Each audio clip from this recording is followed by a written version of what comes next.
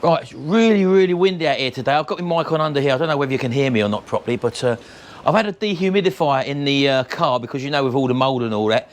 I'm just going to have a look at it now. It's been running for near enough 24 hours, so let's have a little quick look inside and see if it's collected any water or not.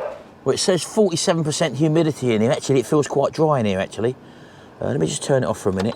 When I started off, that was up to 75% humidity. Well, I must say the seats feel dry. Let's get this out first. And apparently, on the back, there's a little container. Right, so let's just have a little look here. Oh, look at this, look, there is water in there. There we go, look.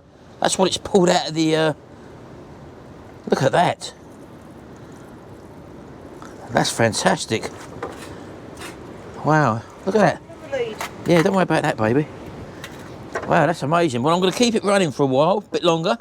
Well, actually, everything feels really dry. Yeah, it really feels dry. That's amazing, that. So if you're definitely going to do this, you definitely want a dehumidifier.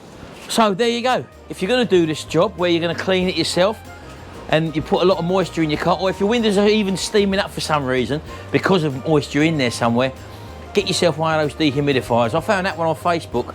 I think I paid £40 for that. And I think online it's probably £150 one. They do smaller ones, and a lot of people give suggestions like put a bag of rice under the seats and all that, and that'll help, or a bag of cat litter and stuff like that.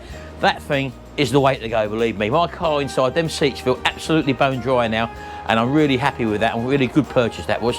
Happy days.